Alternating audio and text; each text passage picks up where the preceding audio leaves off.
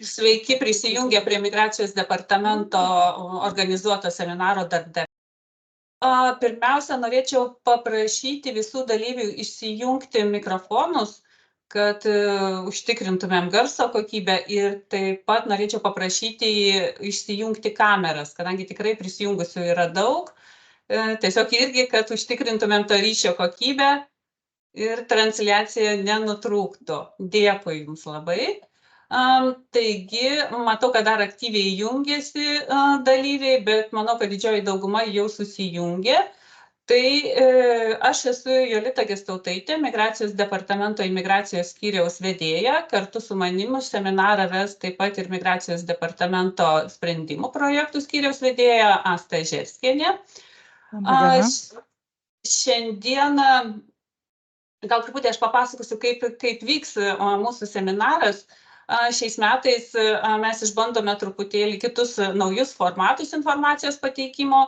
Tai yra, esam jums parengę tokią struktūruotą atmintinę. Panašią atmintinę mes jau esam parengę sporto klubams dėl sporto veiklos tikslų atvykstančių užsieniečių. Gavom tikrai gerus atsiliepimus. Tai tokio pačiu formatu šiandien informaciją ir jums pristatysime. Tikimės, kad jinai jums bus ir priimtina, ir patogi naudotis. Antroje seminaro dalyje pateiksime atsakymus į gautus jūsų klausimus. Dėkui tikrai už aktyvų dalyvavimą. Klausimų tikrai gavome nemažai, tai juos pabandėme apibendrinti ir taip pat skaidrėse pateikti tiek klausimą, tiek ir atsakymą.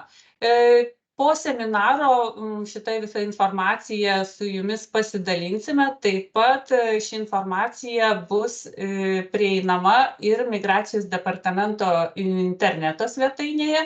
Taigi, bet kuriuo momentu galėsite taip pat ją peržiūrėti. Taip pat tie, kurie galbūt negalėjo prisijungti prie seminaro ar vėliau prisijungs, tai šitą informaciją taip bet kuriuo atveju galės rasti taip pat ir Migracijos departamento svetainėje. Taigi, aš dalinuosi ekranu ir pradedu pristatymą.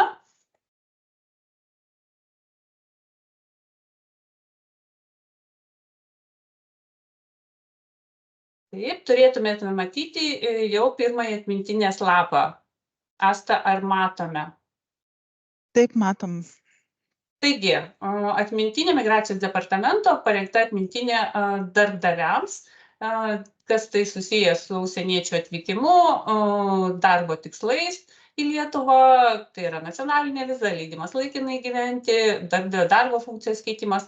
Kokią informaciją reikėtų žinoti? Šitą atmintinę yra skiriame tiek ir tiems darbdaviams, kurie galbūt dar nėra susidūrę su užsieniečiais, tik tai ketina juos pasikviesti, ir galbūt nežino, nuo ko pradėti šitos procesus. Taigi informacija ras ir naujai prisijungė į šitą veiklą darbdaviai. Taip pat, manau, naudingos informacijos ras ir tie darbdaviai, kurie jau turi darbo, ilgametę galbūt netgi darbo patirtį su užsieniečiais. Prašyčiau įsijungti mikrofonus. Visi naujai prisijungę seminaro dalyviai, prašom išsijungti mikrofonus, kad tikrai garsas netrukdytų vieni kitiems. Gerai galėtumėte girdėti. Taigi, bet ir manau, kad ir įmonėse, kurios turi nemažą darbo patirtį su užsieniečiais, vis tiek tai yra darbuotojų kaita, ateina nauji galbūt personalo darbuotojai, kurie pirmą kartą su tuo susiduria, tai manau, kad ir jiems ši atmintinė bus naudinga. Atmintinės pradžioje pateikėme, kadangi sulaukėme tokių klausimų, su kokiais dokumentais užsienietis gali atvykti į Lietuvą, kiek galėtų būti Lietuvoje, kiek su išduota, pavyzdžiui, kitos, galbūt Šengeno valstybės nacionalinė viza ar leidimu, toks užsienietis galėtų būti Lietuvoje, kiek iš viso Šengeno valstybėje. Tai yra, visus pateikėm struktūruotą informaciją, tai pagal bevizį buvimo atvykimas, tai užsienietis gali būti 90 dienų per 180 dienų laikotarpį. Su Šengeno viza, tai nesvarbu, ar Lietuvos būtų išduota šita Šengeno viza, ar Šengeno viza išdavė kita Šengeno valstybė, jinai galioja visą laikotarpį visoje Šengeno erdvėje, taigi kiek užsienietis galėtų būti. Lietuvos išduota nacionalinė viza, Lietuvos išduotas leidimas laikinai gyventi, kitos Šengeno valstybės išduota nacionalinė viza ir kitos Šengeno valstybės išduotas leidimas laikinai gyventi. Taip pat yra tam tikrų atvejų, kai taikomos išimtys, kaip pavyzdžiui atvyksta užsieniečiai galbūt studijų tikslų, mokslinių tyrimų vykdyti, tai jiems irgi jau taikomas truputėlį kitoks laikotarpis buvimo Lietuvoje su kitos valstybės išduotu dokumentu. Kartu taip pat žinau, kad prie seminarą yra užsiregistravę ir mokymo įstaigų atstovai, tai vat jums norėčiau pasakyti, kad planuojame taip pat parengti ir atmintinę būtent skirtą mokymo įstaigoms, kurioje irgi sudėsim struktūruotą informaciją apie užsieniečių atvykimą studijų tikslais. Taip pat ir šito atmintinėje esam taip pat paminėję ir dėstytojus tyrėjus, taip pat ir tą informaciją, kuri aktuali mokymo įstaigoms, būtent darbinant tyrėjus arba tyrėjams atvykstant pagal autorinės sutartis, taip pat ir dėstytojams. Taigi, be abejo, galite naudositės ir ši atmintinė, bet noriu pasakyti, kad mes planuojame parengti taip pat ir jums jau individualiai skirtą atmintinę. Taigi, nuo ko prasideda procesas užsieniečio kvietimo, tai yra nuo tarpininkavimo rašto pateikimo, tai darbdavys, norintis pakviesti užsienietį į Lietuvą darbo tikslu, pirmiausia, turi pateikti tarpininkavimo raštą per migracijos informacinę sistemą, tai yra sutrumpintai MIGRIS.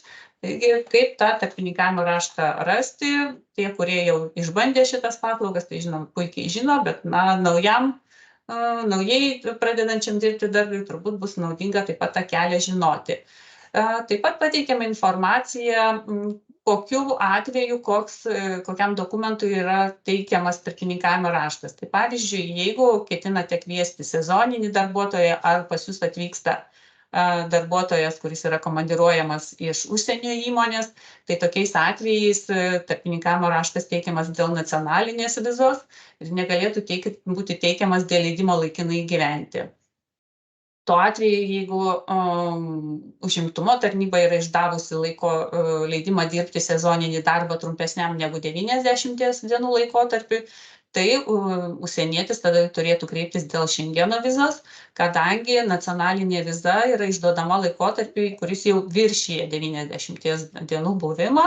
Jeigu tai buvimas iki 90 dienų, tuomet jau tarpininkavimo raštą užimtumo tarnybos leidimo dirbti pagrindu jau teiktume dėl Šengeno vizos. Tuomet dėl leidimo laikinai gyventi vėlgi nacionalinė viza, pavyzdžiui, sezoniniams darbuotojams, tai yra ne sezoniniams darbuotojams, o pagal trūkstamų profesijų sąrašą nėra išduodama. Jeigu jau planuojate visi gauti leidimą laikinai gyventi, tai ir tarpininkavimo raštai bus atitinkamai teikiami dėl leidimo laikinai gyventi. Jeigu užsienietis turi galiojantį leidimą laikinai gyventi, tarpininkavimo raštą teiktumėte dėl darbdavio keitimo ar dėl darbo funkcijos pas tą patį darbdavį keitimo, jeigu užsienietis pageidauja pereiti iš vieno darbdavio pas kitą.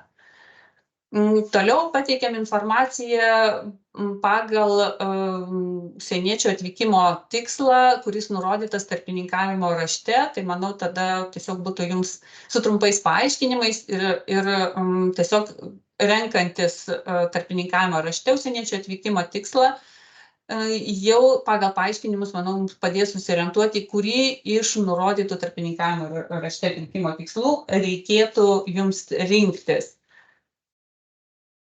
Tai pirmiausia, aišku, daugiausia tai yra užsieniečių, kurie atvyksta pagal trūkstamą profesiją. Prie kiekvieno taip pat pridėjome paaiškinimo ir nuorodą migracijos departamento jau konkrečią svetainės vietą, kurioje būtent apie šitą atvykimo pagrindą galėtumėte rasti daugiau informacijos, pasiskaityti. O čia atmintiniai tiesiog sudėjom tuos momentus, kuriuos yra svarbu žinoti. Kaip pavyzdžiui, informacija tais atvejais, kai reikalingas užimtumo tarnybos sprendimas. Pavyzdžiui, tokiu atveju, kai ketinate įdarbinti užsienietį pagal laikinojo darbo sutartį, tai nepriklausomai nuo to, ar tokio užsieniečio profesija yra įtraukta į trūkstamų profesijų sąrašą ar ne, užimtumo tarnybos sprendimas reikalingas. Taip pat Ukrainos piliečius, jeigu darbinate, tai vėlgi Ukrainos piliečiams šiuo metu užimtumo tarnybos sprendimo nereikia. net ir tais atvejais, jeigu tokio užsieniečio profesija, pagal kurią jį ketinate įdarbinti, nėra įtraukta į trūkstamų profesijų sąrašą. Taip pat galimybė įdarbinti užsieniečius, kurie Lietuvoje yra pabaigę studijas ar mokymasi aukštoje mokykloje arba profesinėje mokykloje pagal formaliojo profesinio mokymo programą. Tai jiems netaikomas irgi reikalavimas gauti užimtumo tarnybos sprendimą, netaikomas reikalavimas pateikti informaciją dėl kvalifikacijos ar darbo patirties. Tokie užsieniečiai, kurie jau Lietuvoje investavo į savo studijas, savo pinigus, laiką, įgijo aukštą išsilavinimą Lietuvoje, tai jiems suteikiama galimybė įsidarbinti nepriklausomai nuo to, pagal kokią specializaciją, profesiją jie mokėsi ir kokį diplomą įgijo. Taip pat ir kiti atvejai, tai kai užsienietis dirbs aukštos kvalifikacijos darbą ir kreipsitės dėl leidimo laikinai gyventi, tai yra mėlynosios kortelės. Manau, yra taip pat ir nors atveju, kai atvyksta dirbti užsienietis į stambų investuotoją, tai yra įmonė, kuri padariusi yra stambes investicijas, jau nebe pagal užsieniečių teisinės padėties įstatymą, o pagal investicijų įstatymą, tai irgi taikomos tokiam užsieniečiams lengvatos, jiems nereikia užimtumo tarnybos sprendimo, jie lengvatiniam sąlygom irgi gali gauti leidimą laikinai gyventi.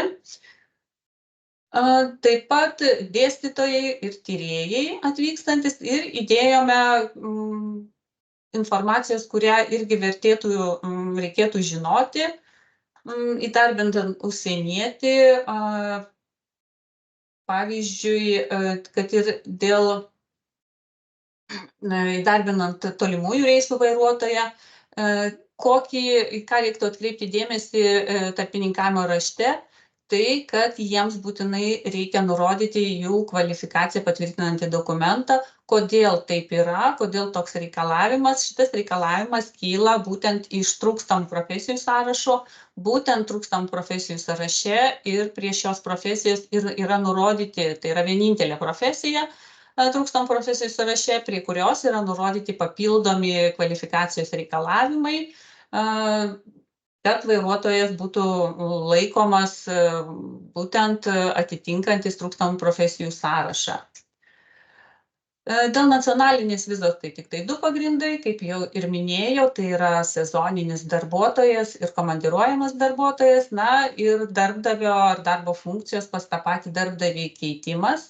Irgi ką svarbu atkreipti dėmesį šitoj vietoje, tai pirmiausia momentas pačio dokumento, pačio leidimo laikinai gyventi galiojimas. Gali būti, kad užsieniečio turimo leidimo galiojimas dar yra pakankamai ilgas, pavyzdžiui, 1 metai, o gali būti, kad yra likę iki galiojimo pabaigos vos tik tai keli mėnesiai ar netgi mėnuo. Tai tokiu atveju tai yra darbdavio teisė pasirinkti, kokį procesą jisai rinksis. Ar darbdavio keitimo, jeigu turimo galiojimo laiko jūs manote, kad šiam momentui jums užtenka, arba iš karto kreiptis ne dėl darbdavio keitimo, o dėl leidimo laikinai gyventi išdavimo, tai yra dėl naujo leidimo išdavimo. Kadangi jeigu likęs yra trumpas užsieniečio turimo leidimo galiojimo laikas, tai reikštų, kad pabaigus darbdavio procesą keitimo gali tekti pradėti ir pačio naujo leidimo išdavimo procesą. Tai yra jūsų teisė apsispręsti, jeigu dokumento laiko pakanka turimo galiojimo, tai tuomet galite kreiptis dėl darbdavio keitimo, jeigu matote, kad liko tikrai nedaug laiko iki leidimo galiojimo pabaigos, jau kreipkitės dėl naujo leidimo išdavimo. Taip pat irgi momentas, kurį svarbu atkreipti dėmesį, gali pasitaikyti atveju, kad užsienietis, kuris pas vieną darbdavį, ankstesnį darbdavį dirbo aukštos profesinės kvalifikacijos darbą, o pas naują darbdavį nori pereiti dirbti tiesiog kaip paprastas kvalifikuotas darbuotojas, kad ir, pavyzdžiui, IT srityje dirbantis specialistas. Tokiu atveju darbdavio keitimas nėra galimas, nepriklausomai nuo to, kiek ilgai dar galioja turimas leidimas, kadangi jau, kaip minėjau, pradžioje aukštos kvalifikacijos darbuotojui yra išduodama mėlynoji kortelė ir toks asmuo, norėdamas pas kitą darbdavį toliau tęsti darbą tiesiog kaip kvalifikuotas, jau ne aukštos kvalifikacijos darbuotojas, mėlynosios kortelės išlaikyti negali. Lygiai taip pat ir atvirkštinė situacija. Jeigu kvalifikuotas darbuotojas pas kitą darbdavį pereina dirbti jau aukštos kvalifikacijos darbo, tai yra įgyja teisę į mėlynąją kortelę, tai dėl šito dokumento jau ir reikėtų kreiptis. Irgi kas yra svarbu, pildant tarpininkavimo raštą, mes šitą irgi akcentuojame per visus seminarus, kad tai yra prašoma išduoti dokumento galiojimo pradžios ir pabaigos datos. Paprastai dėl šito aspekto sulaukiame klausimų. Taip pat žinau, kad esame sulaukę irgi klausimą. Pateiktas buvo vienas klausimas taip pat dėl galiojimo datų. Tai čia irgi pateikėm informaciją, kokiais būdais galima prašoma išduoti dokumento galiojimo datas nurodyti ir ką galima pasirinkti. Noriu atkreipti dėmesį, kad jeigu susidaro situacija, ypač leidimo keitimo atveju, kai užsienietis turi galiojantį leidimą ir jūs prašote naujo leidimo, pakeisti leidimą, išduodant jau naują, bus išduodama nauja kortelė. Ir neretai ir mes susidurėm situaciją, ir jūs turbūt patirėte paskui daug klausimų ir nežinot, kaip iš tiesų elgtis, kai naujo prašoma pakeisti leidimo galiojimo data, nurodoma diena, einanti iš karto po turimo leidimo pabaigos dienos. Ir natūraliai kyla klausimas, šiandien dar galbūt leidimas galioja, rytoj pradeda galioti naujas leidimas, bet rytoj, kol leidimo užsienietis neatsiėmė, jisai Lietuvoje kaip ir neteisėtai yra. Ir kaip elgtis, ką daryti. Tai iš vienos pusės tai yra darbdavio teisė pasirinkti norimojo leidimo galiojimo pradžią. Ir tai nėra imperatyvi taisyklė, kad naujo leidimo galiojimas turi prasidėti tik po to, kai baigėsi turimo leidimo galiojimas. Na, paprastai tariant, tarpininkavimo rašte, nurodydami naujo dokumento galiojimo pradžią, jūs galite ją perdengti su esamo dokumento galiojimu. Tai yra, galite nurodyti prašoma išduoti naujo dokumento pradžią, kol dar nėra pasibaigęs turimo leidimo galiojimas. Tokiu būdu jūs išvengiate ir situacijų, tokių, kad kyla klausimas teisėtai ar neteisėtai yra užsienietis, gali jis ar negali atsiimti dokumentą, o galbūt jums užsienietį ar reikia išleisti į reisą, žinote, kad jis turėtų išvykti anksčiau, tai tokiu būdu galite ir paankstinti naujai išduodamo dokumento pradžią. Taip pat, kas liečia dėl mano minėtos situacijos, kad jeigu vis tik tai nurodėte naujo dokumento pradžią kitą dieną po turimo leidimo galiojimo pabaigos, tai taip užsienietis gali tą dieną atvykti, atsiimti dokumento, leidimo išrašyto, leidimas jam bus įteiktas. Jeigu naujo dokumento galiojimo data, sakysim, prasidėtų seno dokumento galiojimas, pavyzdžiui, baigtųsi balandžio 28 dieną, kas yra sekmadienis, o prasideda naujo dokumento balandžio 29 dieną pirmadienį, tai kaip ir minėjau, tai užsienietis atvyksta atsiimti naujo leidimo pirmadienį, leidimas jam bus įteiktas. Jeigu nutiktų taip, kad seno dokumento galiojimo pabaiga būtų, pavyzdžiui, rytoj, tai yra penktadienį, balandžio 26, naujas dokumentas pradėtų galioti balandžio 27, šeštadienį, nedarbo dieną, tai užsienietis be abejo atvykti tą dieną 27, šeštadienį, Migracijos departamentą negali. Tai tokiu atveju užsienietis atvyksta pirmą darbo dieną ir dokumentas jam bus įteiktas. Taigi, čia ir surašėme tą informaciją, kurią reikėtų žinoti pildant tarpininkavimo raštą, galimybę darbdaviui pasirinkti galiojimą dokumento pradžią, išrašomo dokumento pabaigą ir kas yra svarbu, visą tai apibendrinant, ką pasakiau, kaip dokumento galiojimą įtakoja užsieniečio pasas. Tai nacionalinės vizos atveju ir leidimo laikinai gyventi atveju yra skirtumų, nes bendra taisyklė ta, kad užsieniečio pasas turi galioti dar 3 mėnesius po išduodamo dokumento galiojimo laiko pabaigos.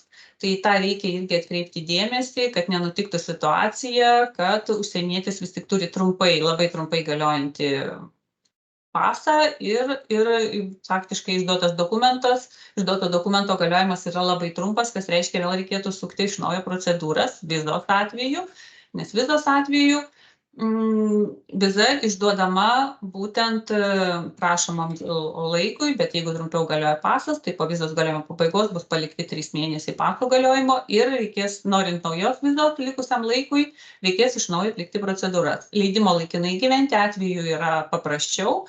Taip, irgi leidimo kortelė bus išduota taip pat atsižvelgiant į paso galiojimą, tačiau gavus užsieniečiui naują pasą, užsieniečiui jau nereikės teikti prašymo jums taip pat tarpininkavimo rašto dėl naujo leidimo išdavimo, tiesiog užsienietis teiks prašymą naujai įforminti leidimą laikinai gyventi, jam leidimas bus įforminamas likusiam galimam leidimo galiojimo laikotarpiui.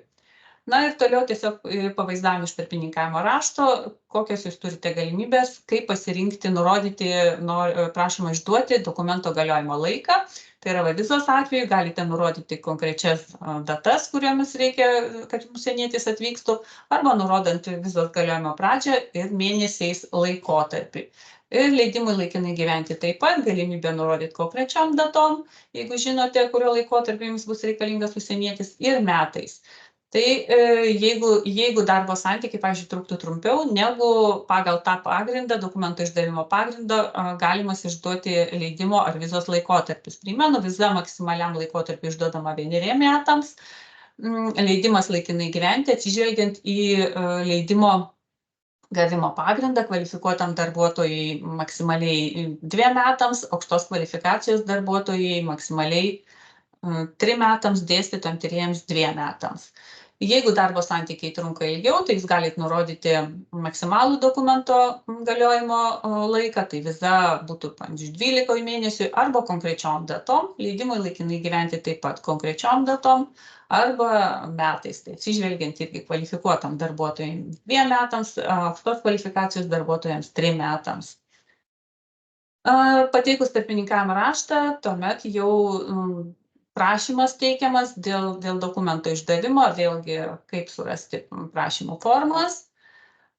Ir ką svarbu žinoti, kur prašymas yra teikiamas, kokiais atvejais migracijos departamentui tiesiogiai, kokiais atvejais per išorės paslaugų teikėją, kokia informacija pateikiama užsieniečio ar darbdavio Migris paskyroje.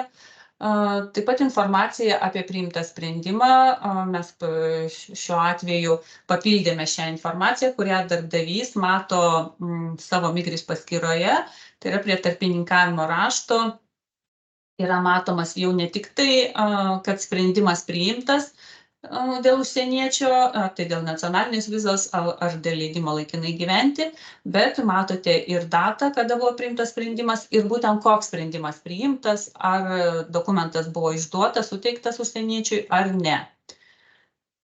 Taip pat informacija dėl dokumento atsiėmimo, kada galima atsiimti dokumentą, tai yra gavus pranešimą, kad dokumentas išrašytas, kur galima atsiimti dokumentą, tai jeigu prašymas buvo teikiamas per išorės paslaugų teikėją, tai nacionalinės vizos atveju išrašytas vizos lipdukas ir turės būti atsiimamas tame išorės paslaugų teikėjui, kuriame prašymas buvo pateiktas, tai yra tame išorės paslaugų teikėjo centre. Jeigu tai yra leidimas laikinai gyventi, jeigu buvo pasirinkta prašymą teikti per išorės paslaugų teikėją, tai yra 2 galimybės, arba galima pasirinkti, kad leidimas bus atsiimamas tame pačiame išorės paslaugų teikėjo centre, arba jau migracijos departamente Lietuvoje, nes tik tai vienas svarbus momentas, tai galioja tais atvejais, jeigu užsienietis yra iš tos valstybės, kurios piliečiai naudojasi beviziu vykimu, arba užsienietis tiesiog jau iš anksčiau yra gavęs ir turi ar tai Lietuvos išduota, ar kitos Šengeno valstybės išduota, pavyzdžiui, Šengeno viza nacionalinė. Tai yra, šitą galimybę gali naudotis tie užsieniečiai, kurie turi teisę atvykti į Lietuvą, į pačią Šengeno erdvę ir į Lietuvą. Kitu atveju užsienietis atsiėmęs jau išorės paslaugų teikėjo centre išrašytą leidimą, jau su galiojančiu leidimu atvyksta į Lietuvą. Ir kas gali atsiimti nacionalinę vizą arba leidimą gyventi, tai gali, pavyzdžiui, leidimą laikinai gyventi atsiimti darbdavys, aišku, tai patogu naudotis Lietuvoje. Taip pat, jeigu įvykus, prireikus įgalioti kitą asmenį atsiimti leidimą ar vizą, tai galima padaryti arba su notariniu įgaliojimu, arba tai galima padaryti prisijungus prie Migris paskyros, tai yra užsienietis jungiasi prie savo Migris paskyros ir būtent iš paskyros rezervuoja vizitą dokumento atsiėmimui, tuomet jau turės galimybę užsienietis nurodyti duomenys asmens, kuris už jį atsiims dokumentą. Aišku, reikia nepamiršti, svarbu atsiminti, kad nacionalinis vizos lipdukas yra įklijuojamas į pasą, jis nėra tiesiog atskirai atiduodamas, tai yra nebus galimybės pasiimti tiesiog lipduką atskirai neįklijuotą į pasą ir jį perduoti užsieniečiui, kad jau į pasą būtų galima įklijuoti. Ne, tai reikia pateikti užsieniečio asmens dokumentą. Darbdavio keitimas. Darbdavio keitimo atveju, kaip žinia, atskiras leidimas nėra išduodamas, užsienietis toliau naudojasi tuo pačiu leidimu, tačiau kyla dažnai kitas klausimas, kada užsienietis gali nutraukti darbo santykius su ankstesniu darbdaviu, kada gali pradėti darbą pas naująjį darbdavį. Tai yra, darbdavio keitimas yra galimas tuomet, kol užsienietis nėra nutraukęs darbo santykių su ankstesniu darbdaviu, tai yra, kol dar prašymas nepriimtas, užsienietis turi dar būti darbo santykių nenutraukęs. Priėmus prašymą, jau užsienietis gali nutraukti darbo santykius su ankstesniu darbdaviu ir priėmus prie Migracijos departamentui sprendimą leisti pakeisti darbdavį, pradėti darbą pas naują darbdavį. Šis sprendimas leisti pakeisti darbdavį galioja 1 mėnesį. Ką tai reiškia, kad šio sprendimo galiojimo laikotarpiu užsienietis turi pradėti dirbti pas naują darbdavį. Jeigu jisai šito sprendimu nepasinaudoja, darbo pas naują darbdavį nepradeda, taip jisai gali grįžti pas ankstesnį darbdavį ir tęsti darbą pas ankstesnį darbdavį. Po 1 mėnesio sprendimas pakeisti darbdavį tampa negaliojančiu ir vis tik apsisprendus ar vis tik tai pakeisti darbdavį, tą procesą reikia pradėti iš naujo, nepriklausomai nuo to, ar vis tik užsienietis apsisprendžia vis tik pradėti darbą pas naują darbdavį, pas kurį anksčiau ir kreipėsi, dėl kurio ir buvo pradėtas procesas dėl darbdavio keitimo, ar pas kitą darbdavio keitimo procesą praėjus po 1 mėnesį ir nepasinaudojus sprendimu pakeisti darbdavį, reikia pradėti iš naujo. Taip pat klausimas kyla dažnai ir tiek patiems darbuotojams, kartais ir darbdaviai mus kreipiasi, kokiais atvejais darbuotojo šeimos nariai taip pat gali gauti leidimą laikinai gyventi. Pirmiausia, tai aišku, aukštos kvalifikacijos darbuotojai, šita teisė jiems yra suteikta iš karto, kreipiantis dėl leidimo laikinai gyventi, kaip ir dėstytojai tyrėjai, taip pat gali pasikviesti savo šeimos narius. Tai reiškia, kad šeimos nariai gali prašymą dėl leidimo laikinai gyventi pateikti kartu su darbuotoju, tai yra gali būti ir tą pačią dieną. Prašymą šeimos nariai gali teikti vėliau, kai jau pagrindinio šeimos nario, tai yra darbuotojo prašymas yra priimtas, bet dar sprendimas nėra priimtas, prašymas yra nagrinėjamas, tai šeimos nariai gali nebūtinai tą pačią dieną pateikti prašymą. Taip pat šeimos nariai gali teikti prašymą jau po to, kai pagrindinis šeimos narys, tai yra darbuotojui, jau yra išduotas leidimas laikinai gyventi. Tai yra bet kuriuo momentu gali apsispręsti šeimos nariai atvykti pas tokį darbuotoją. Ką svarbu žinoti, kad šeimos narių prašymai negali būti priimti anksčiau nei darbuotojo prašymas. Tai yra šeimos nariai darbuotojo, to pagrindinio šeimos nario, teikiant prašymus aplenkti negali. Pirmiausia, tai prašymai turi būti teikiami arba kartu su pagrindiniu šeimos nariu, arba gali būti teikiami vėliau. Jeigu pagrindinio šeimos nario prašymas dar nėra išnagrinėtas, sprendimas nepriimtas, tai šeimos narių taip pat dėl šeimos narių sprendimai nebus priimti, kadangi šeimos narių dokumentų galiojimas, leidimų galiojimas priklauso nuo pagrindinio šeimos nario. Jie yra šeimos nariams dokumentai išduodami tam pačiam laikotarpiu kaip ir pagrindiniam šeimos nariui. Na, tada klausimas yra su kvalifikuotais darbuotojais, kas jiems lieka ir ką jie turėtų daryti. Tai tokiu atveju kvalifikuoto darbuotojo šeimos nariai teisę gauti leidimą laikinai gyventi įgyja po to, kai kvalifikuotas darbuotojas Lietuvoje pragyveno pastaruosius 2 metus, turi leidimą laikinai gyventi galiojantį, kuris buvo išduotas laikotarpiu netrumpesniam nei 1 metai ir nepertraukiamai yra Lietuvoje dirbęs 3 metus. Tačiau taip pat pasitaiko irgi atvejų, kai darbuotojas vienas augina, pavyzdžiui, vaiką, nepilnametį ir iškyla klausimas, kągi tokiu atveju daryti. Tai teisės aktai, dabar įstatymas užsieniečių teisės padėties numato galimybę tokiu atveju nepilnamečiui vaikui išduoti leidimą, jeigu vienas iš turimų tėvų arba abudu, jeigu abu tėvai augina vaiką, abu tėvai Lietuvoje turi leidimą gyventi, arba jau kreipėsi dėl leidimo laikinai gyventi. Taip pat, jeigu tai yra skyrybų atvejis, tai tada, jeigu Lietuvoje dirba vienas iš tėvų, su kuriuo vaiko gyvenamoji vieta nustatyta. Tai tokiu atveju ir nepilnamečiai vaikai turi teisę gauti leidimą laikinai gyventi. Ir kągi reikia pridėti prie prašymo, kokie tai yra dokumentai, taip pat įskyrėme tiek atvejus, kai tai yra darbuotojai, kai tai yra šeimos nariai. Jeigu tai yra nacionalinės vizos atvejs, tai šeimos nariai negali kreiptis dėl nacionalinės, tai yra sezoninių komandiruojamų darbuotojų šeimos nariams nacionalinės vizos nėra išduodamos. Darbdavio keitimo atveju, tai aišku, kad tai yra naujas dokumentas pagrindiniam šeimos nariui nėra išduodamas, tai nekyla klausimas dėl šeimos narių, jau šitą klausimą jie sprendžiasi per leidimo laikinai gyventi liniją. Tai dėl šeimos narių faktiškai pagrindinis skirtumas, tai yra šeiminius ryšius patvirtinantis dokumentai. Taip pat bendras dokumentas, kuris daugiausia problemų sukelia visiems užsieniečiam, ne tik darbo pagrindu atvykstantiems, tai yra neteistumo pažyma. Šiuo dokumentu, aišku, reikia pasirūpinti užsieniečiui iš anksto, ypač tais atvejais, kai į Lietuvą atvyksta pateikti prašymo dėl leidimo laikinai gyventi ir, be abejo, kad kyla sunkumų, ypač iš tolimesnių kraštų atvykusiems užsieniečiams, kai apsižiūri, kad vis tik tai šio dokumento neturi.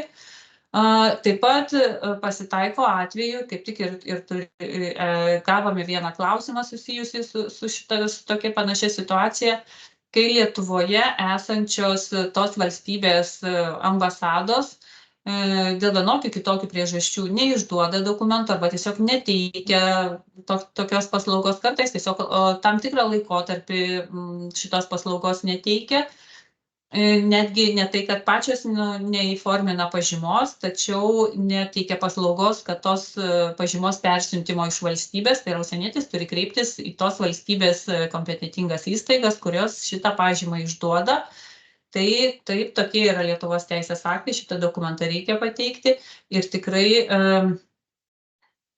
Lietuva, iškeldama tokį reikalavimą, tikrai mes nežinome visų pasaulio valstybių reikalavimų dėl pažymos gavimo, tačiau šis dokumentas yra svarbus, juo reikia pasirūpinti. Ką galima padaryti? Galima taip pat išbandyti visus būdus, kai kurios valstybės sutinka ir teikia paslaugą užsakius elektroniniu paštu. Kartais suteikiama galimybė prisijungti prie tos valstybės tam tikrų sistemų, autorizuoti savo, identifikuoti save autorizuojant šitose sistemose.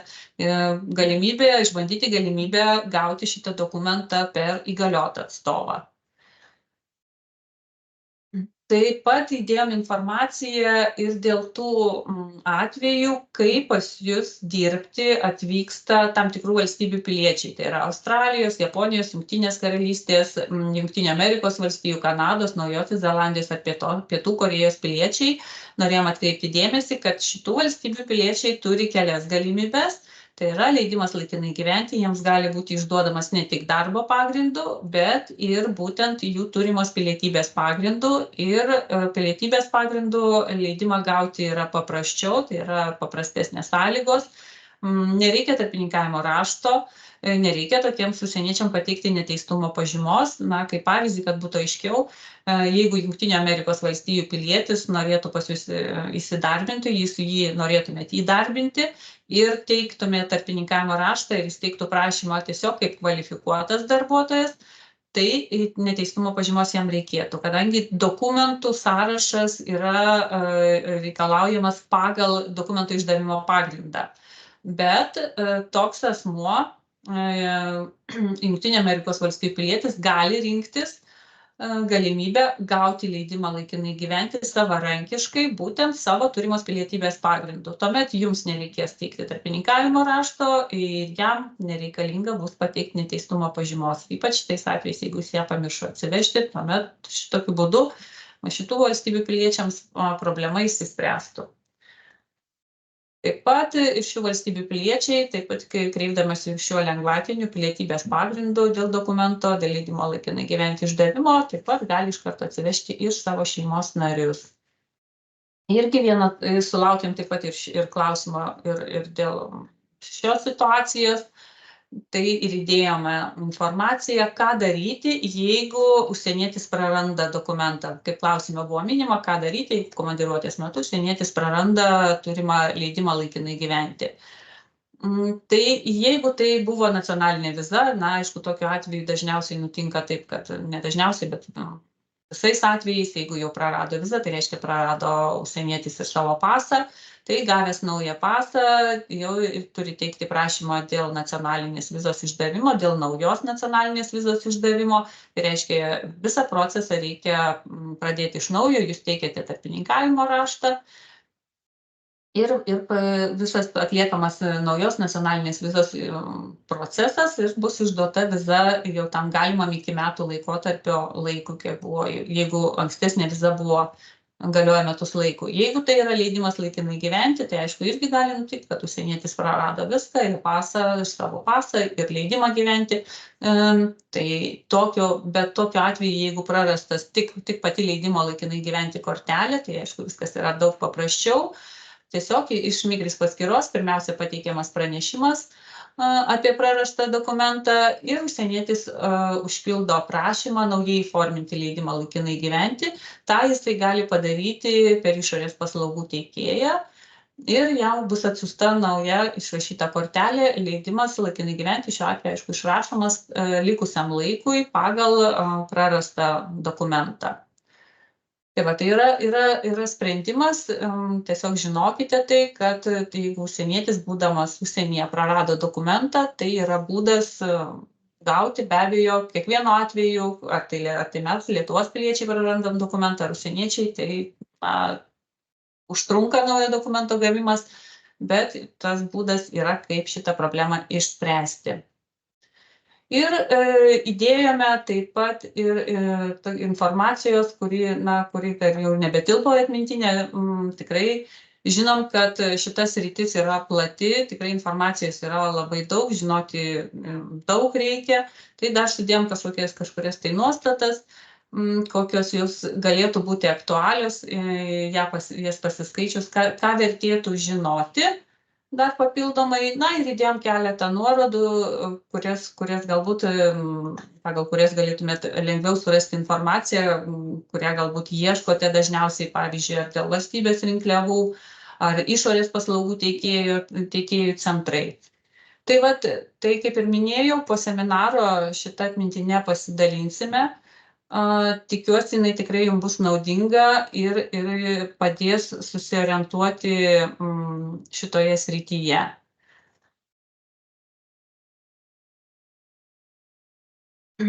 Kaip ir žadėjau, dabar tada pereinam prie antrosios seminaro dalies. Tai yra jūsų pateikti klausimai, kurių iš jūsų sulaukėm. Tikrai pasakysiu, daug klausimų sulaukėme, pasistengėm juos apibendrinti ir juos atsakyti.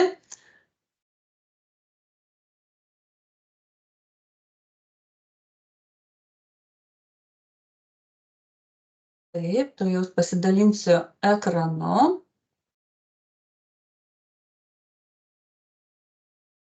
Štai. Taigi, klausimų atsakymų sesija. Pirmiausia, įdėjome keletą statistinės informacijos. Matau, kad nepereina skaidrės. Va, štai, viskas pavyko. Taigi, truputėlį statistinės informacijos, daugiau statistinės informacijos jūs galite rasti mūsų metraščiuose. Mes skelbėme už praėjusius metus informaciją ir dėl leidimo laikinai gyventi, dėl nacionalinės vizos išdavimo. Taigi, kaip matote, čia įdėjome duomenys nuo 17 metų, kokios yra tendencijos ir kaip didėja skaičiai. Tai iš tiesų skaičiai kalba patys už save. Išskyrėme bendrą srautą išduodamų leidimų laikinai gyventi bei srautą pagal darbą atvykstančių užsieniečių, kurie kreipiasi dėl leidimo laikinai gyventi. Tai tikrai skaičiai yra iškalbūs. Taip pat išskyrėme ir valstybės, top 20 valstybių, iš kurių atvyksta užsieniečiai dirbti į Lietuvą. Irgi, kaip matome, ką stebime ir pastaraisiais metais, kas ko gero taip pat ir nėra nuostabu dėl įvykių Ukrainoje, kad darbdavių akys krypsta į Vidurinę Aziją ir iš šios valstybės užsieniečių vis daugėja, atvyksta pas mus. Ir pateikėme ir taip pat skaičius, tai yra kiek šiuo metu, tai yra balandžio mėnesio duomenimis, kiek ir iš kokių valstybių darbo pagrindais Lietuvoje su galiojančiu leidimu šiuo metu dirba užsieniečių. Na ir truputėlį irgi teorinės informacijos įdėjome, tai yra dėl leidimo laikinai gyventi išdavimas darbo pagrindų. Manau, tą, ką jūs puikiai žinote, tai yra užimtumo tarnybos, trūkstamų profesijų sąrašas, yra išimtis, taip pat tą irgi aptarėm ir atmintinėje galimybė rinktis iš 3 sąlygų, tai yra kvalifikacija, darbo patirtis arba atitinkamas darbo užmokestis. Kaip ir minėjau, išimtis taikoma Lietuvoje studijas pabaigusiems užsieniečiams, taip pat tiem užsieniečiams, kuriems suteikta laikinoji apsauga, jeigu jie dėl leidimo darbo pagrindų kreiptųsi pirmą kartą. Darbas pagal darbo sutartį keliems darbdaviams, šitas sutartį keliems darbdaviams esame aptarę ir atmintinėje. Taip pat noriu atkreipti dėmesį, ypač tų, kurie naujai su šituo dalyku susiduria, kad darbas pagal darbo sutartį keliems darbdaviams tai nėra tas pats, kas darbas keliems darbdaviams pagal atskiras darbo sutartis. Tai yra pagal darbo kodeksą gali būti sudaroma darbo sutartis, kurioje yra įvardinami keli darbdaviai. Šiuo atveju pirmasis nurodytas darbdavys yra taip pat atsakingas ir už migracijos procedūras, tai yra tarpininkavimo raštą teikia ne visi darbo sutartyje nurodyti darbdaviai, o pirmasis darbdavys, nurodydamas tarpininkavimo rašte ir visus likusius darbdavius. Aukštos kvalifikacijos darbuotojams yra sudaryta galimybė dirbti ir pas kitą darbdavį, jeigu jie nenutraukia darbo santykių pas darbdavį, kuris jį užsienietį ir įsipareigojo įdarbinti. Tai yra, kuris ir kreipėsi dėl leidimo laikinai gyventi išdavimo užsieniečiui. Taip pat sąlygos darbo pagal laikinojo darbo sutartį. Ir dokumentų išdavimas per išorės paslaugų teikėją, tai 23 metais iš viso per išorės paslaugų teikėjo centrus buvo priimta daugiau negu 27 000 prašymų išduoti leidimą laikinai gyventi darbo pagrindų. išorės paslaugų teikėjo, centrų, kur yra priimami prašymai dėl leidimo laikinai gyventi, pasiskirstimas, darbdavio keitimas ar naujo leidimo išdavimo sąlygos, tai ką irgi aptarėm ir atmintinėje. Taip pat skaidrė dėl to momento, kada užsienietis gali nutraukti darbo santykius su ankstesniu darbdaviu, pradėti dirbti pas naująjį darbdavį. Vėlgi pareiga turėti galiojantį pasą, į ką irgi jau atkreipiau dėmesį, kad tai tikrai yra svarbu ir šito nepatikrinus gali iškilti tikrai problemų dėl trumpo galiojimo, dėl trumpo dokumento galiojimo laiko, tai yra neįvertinus šitos aplinkybės, to užsieniečio galiojimo paso laikotarpio, paskui nemaloniai galima nustebti gavusi tikrai trumpiau galiojantį leidimą ar nacionalinę vizą, negu buvo įsivaizduota, kad jinai bus išduota. Na ir pačio leidimo laikinai gyventi galiojimas, tai irgi ką ir atmintiniai aptarėme, kad tai atsižvelgus į užsieniečio paso galiojimo laikotarpį.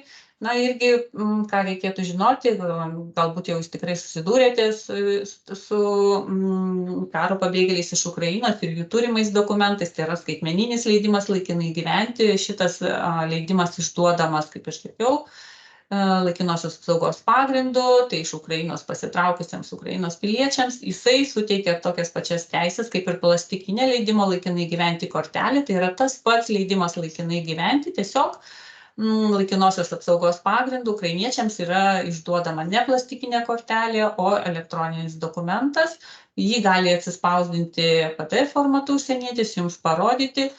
Jūs dokumente matysite taip pat, kad tai yra leidimas laikinai gyventi, laikinosios apsaugos pagrindų. Matysite dokumento galiojimo datas ir su šito dokumentu užsienietį tikrai įdarbinti galima. Na ir jūsų užduoti klausimai, kurių sulaukėme, galbūt aš pradžioje prieš perduodant žodį savo kolegijai, truputį noriu paminėti klausimus, kuriuos iš jūsų gavome, tačiau jie tiesiog buvo galbūt labiau individualios situacijos, į bendrą klausimų sąrašą, kuriuos čia šitose skaidrėse pateikėm, nedėjome. Klausimas buvo vienas dėl atleidimas laikinai gyventi suteikė galimybę neribotai keliauti po kitas Šengeno valstybės. Tai taip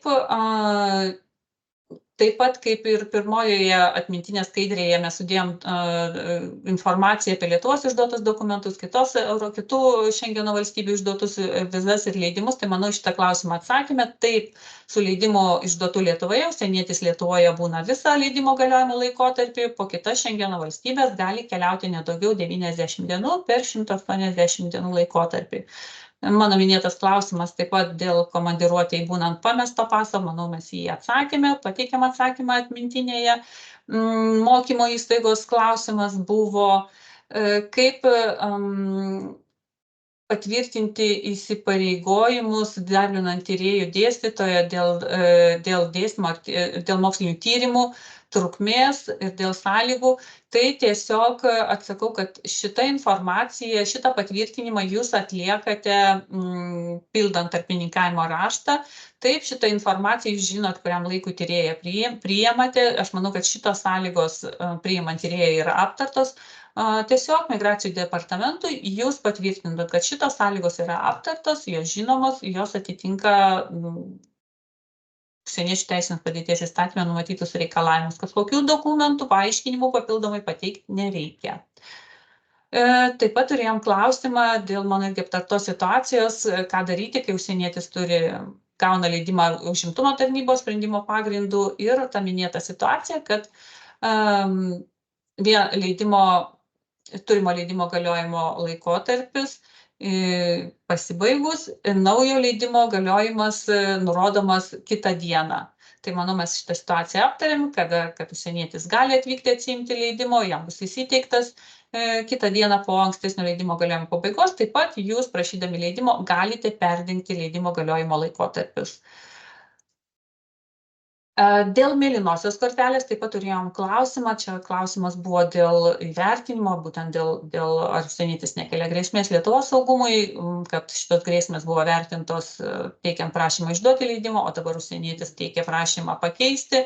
Ar šitos aplinkybės turėtų būti vertinamos vėl.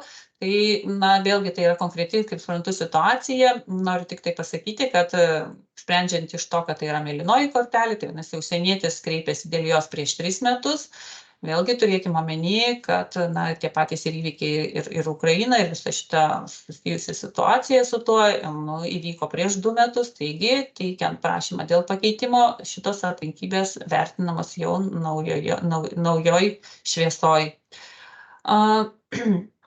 Taip pat klausimas dėl kontaktų migracijos departamento specialistų, kodėl jie nėra teikiami. Taip, šitie kontaktai nėra teikiami, nėra viešai skelbiami.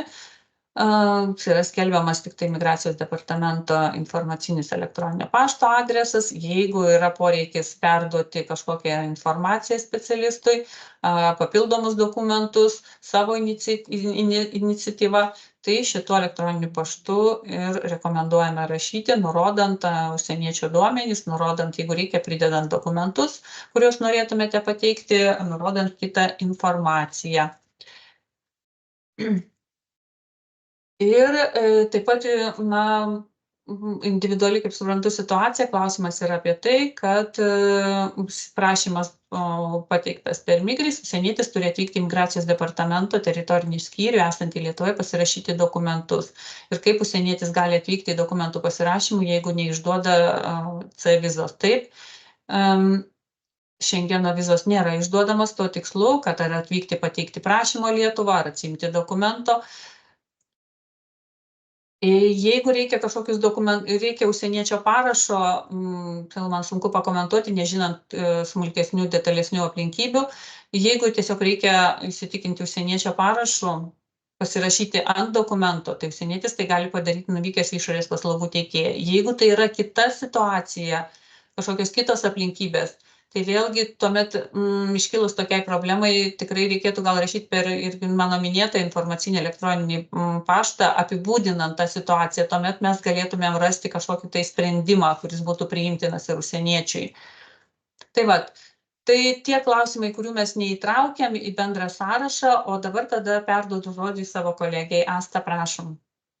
Labą dieną.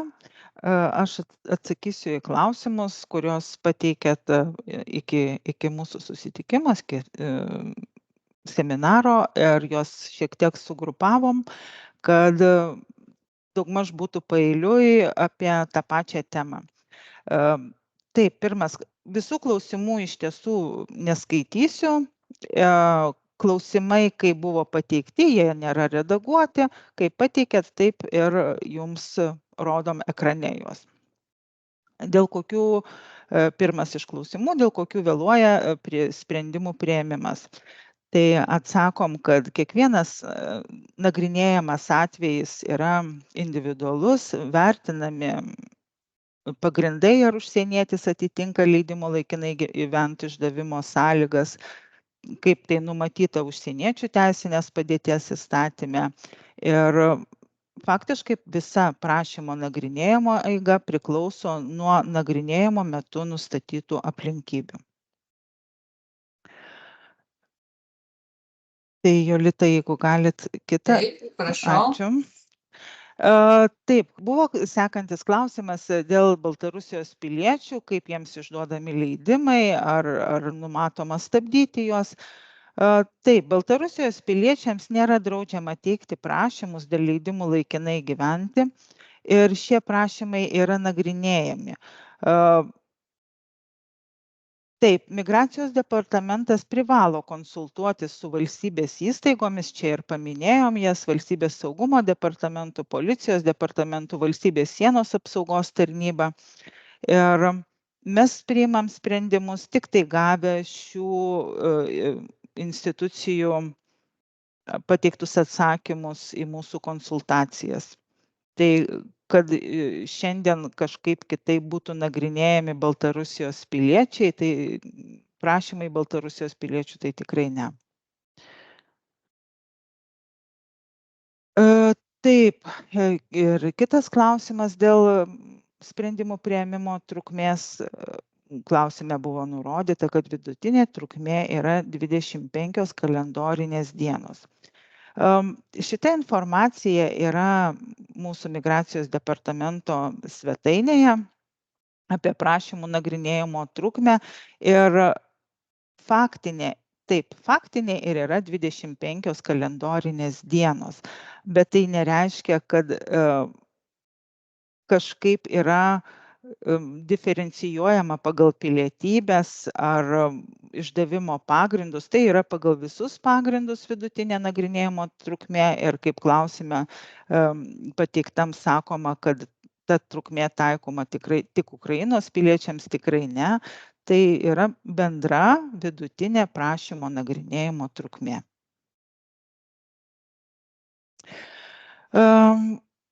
Kitas klausimas jau apie patį leidimo tos plastikinės kortelės pagaminimą ir kiek vidutiniškai užtrunka, taip priklausomai nuo to, kokia tvarka yra teikiamas prašymas, bendra ar skubos tvarka, tai kortelės pagaminimas taip pat ir užtrunka nuo 5 darbo dienų iki 10 darbo dienų.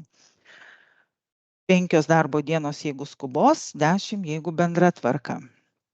Taip pat dar klausimas ir dėl terminų, kada yra nagrinėjami prašymai dėl vizų išdavimo sezoniniams darbams. Tai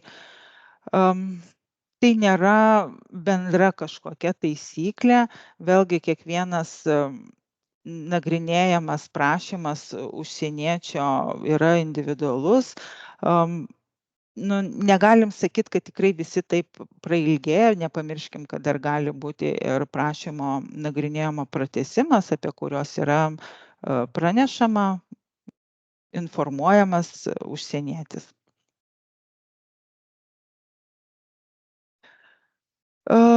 Kitas klausimas yra pateikė universitetas, kada atvyksta dėstytojas ar tyrėjas ne pagal autorinę ir ne pagal tarpvyriausybinę programą, o savo lėšomis.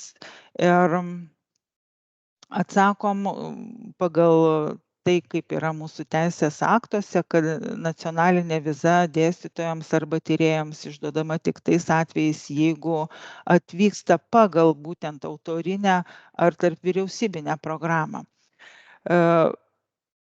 Jeigu dėstytojas ar tyrėjas ketina dirbti pagal darbo sutartį, jam išduodamas leidimas laikinai gyventi, kitų galimybių Lietuvos teisės aktai iš tiesų tai nenumato.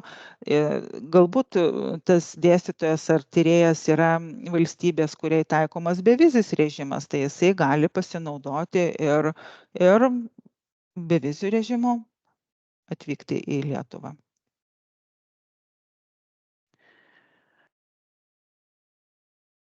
Kitas vėlgi yra klausimas dėl teisėto buvimo, kai užsienietis turi galiojantį leidimą išduotą kitoje valstybėje ir Lietuvoje išbūna 90 dienų. Tai ką toliau jam daryti, tai jeigu užsienietis turi išduotą kitos Šengeno valstybės leidimą ar nacionalinę. Nežinau, atsiprašau. Nieko tokio, nacionalinė viza, tai turi teisę atvykti į Lietuvos Respubliką ir būti joje be vizos. Būtent pakeitėm ir spalvą, paryškinom, kad būti gali joje be vizos, bet užsieniečio tas buvimas Lietuvoje negali trukti ilgiau negu 90 dienų per 180. Taip, papildant tada, atsiprašau, Asta, papildant Asta, taip, taisyklė yra ta, kad tą, ką mes aptarinėjom ir pristatant atmintinę, kad su kitos Šengeno valstybės išduotu leidimu laikinai gyventi ar ten su nacionalinė viza, Lietuvoje užsienietis atvyksta ir būtent naudojasi to dokumento suteikiama teisė Lietuvoje būti be vizos. Tai vat būtent dėl to išnaudojus tą 90 dienų buvimo Lietuvoje be vizos su kitos Šengeno valstybės išduotų dokumentų, jau dar papildomai bevizis režimas negalioja. Neįsijungia, kai sako. Taip, paprastai tariant. Jo. Taip, kitas būtų klausimas, čia gal paminėta Ukrainos pilietis, bet šiuo atveju nebūtinai Ukrainos pilietis, gali būti ir kitos valstybės pilietis, kada du sugrupavom iškart klausimus, nes jie analogiški, kada priimamas sprendimas, vėluojama priimti sprendimą pirmu atveju dėl įmonės kaltės arba kada nagrinėjimas buvo sustabdytas. Tai taip, ir kaip tas dokumentas gali būti įteiktas. Tai leidimas laikinai gyventi yra atiduodamas, įteikiamas tik teisėtai Lietuvoje esančiam užsieniečiui. Ir prašymo išduoti leidimą laikinai gyventas priėmimas, kada yra jau priimtas prašymas ar prašymas dėl vizos priimtas, tai nereiškia, kad yra įteisinamas užsieniečio buvimas Lietuvoje. Ir būtent tas 90 dienų ar galiojantis turimas leidimas ir pasako, kiek gali tas užsienietis būti Lietuvoje ir kada jisai jau tampa neteisėtai ir turi išvykti iš Lietuvos. Ir būtent buvo dar prieš tai Jolitos minėta apie įteikimą, kada galimas įteikimas, kada ten persidengia, nepersidengia tos dienos. Taip, porą klausimų gavom dėl ES piliečių, tai juos irgi sugrupavom į vieną skaidrę, kad nebūtų išsimėtę. Tai klausimas, kaip darbdaviui įsitikinti, ar kada atvyko ES pilietis. Tai rekomenduojam iš tiesų pačio užsieniečio paprašyti pateikti informaciją apie tai, kada jis atvyko į Lietuvą. Ir tokiu būdu tik galite įsitikinti, kaip užsienietis papasakos jums, įrodys savo atvykimą į Lietuvą. Ir ar atsakomybė taikoma įmonėje, jeigu ES piliečiai neišsiima, nepateikia ES kortelės. Iš tiesų, tai visi įdarbinimo klausimai ir už jų pažeidimus taikoma atsakomybė nėra migracijos departamento kompetencija. Tai rekomenduotume šio klausimu kreiptis į valstybinę darbo inspekciją, kad būtumėt įsitikinę savo teisumu ar stengtis išvengti to suklydimo ir nemalonumų.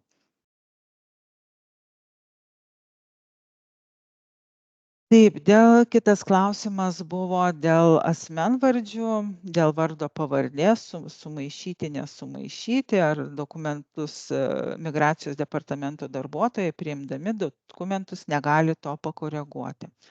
Tai mūsų atsakymas yra, kad migracijos departamento darbuotojai priimdami užsieniečio prašymą neturi tos galimybės koreguoti prašyme nurodytų duomenų.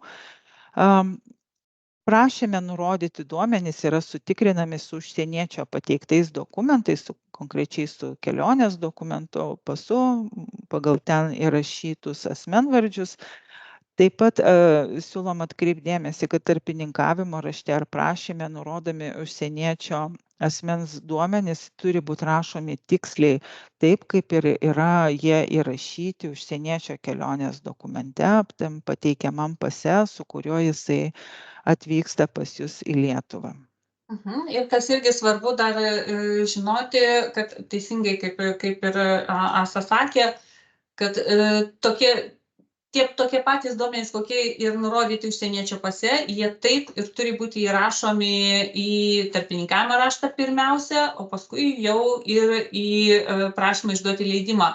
Tai pasakytina ne tik tai apie patį asmenvardį, kad taip, kaip jisai nurodytas pase, taip jis ir turi būti parašytas, nebandant jo sulietuvinti ar dar kažkaip kitaip pateikti, bet tie asmenvardžiai, kurie kokiose eilutėse yra pase, taip ir tarpininkavimo rašte įrašyta. Jeigu asmenvardis yra nurodytas pase pavardės eilutėj, tai tarpininkavimo rašte irgi jis taip pat ir turi būti įrašomas. Kodėl aš tai sakau? Nežinau, galbūt jums pasitaiko atveju, kad tiesiog užsieniečiai pateikia nurodo savo duomenis, asmenvardžius, kaip jie turėtų būti įrašomi. Tai atkreipiam dėmesį, kad jie turi būti įrašomi, neturėtų, o turi būti įrašomi būtent iš užsieniečio paso. Taip, kaip ten pase yra nurodyti ir tose vietose, tose pozicijose, kokiose jie yra nurodyti.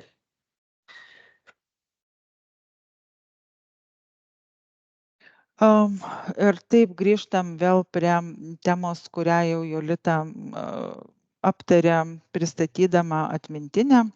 Šiuo atveju užsienietis turi Rusijos ir Ukrainos pilietybę, bet vėlgi nebūtinai tai turi būti, kad Rusijos ar Ukrainos, gali būti Rusijos, Izraelio ar panašiai. Ir pagal tai kreipėsi dėl leidimo išdavimo ir buvo nepriimtas prašymas jo. Tai iš tiesų Lietuvos Respublikos pas mus yra priimtas ribojamų priemonių įstatymas, kuris šiuo metu yra sustabdęs Rusijos Federacijos piliečių prašymų išduoti leidimą laikinai gyventi priėmimą tiek per išorės paslaugų teikėją ir gali būti priimami tik tai Lietuvos Respublikos vyriausybės nustatytais atvejais, kada tarpininkauja įgaliota institucija. Ir aišku, yra taikomos ir išimtis, kada Rusijos Federacijos piliečiai turi galiojančius Lietuvos Respublikos vizų tarnybos išduotos Šengeno ar nacionalinės vizas arba leidimą gyventi Lietuvos Respublikoje arba kitos ES valstybės narės išduotą leidimą gyventi.